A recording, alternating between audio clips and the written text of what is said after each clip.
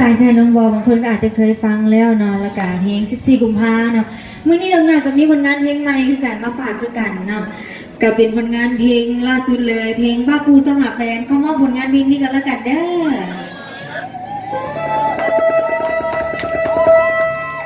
ฝากกดไลค์กดแชร์ใน Facebook และก็ YouTube เด้อ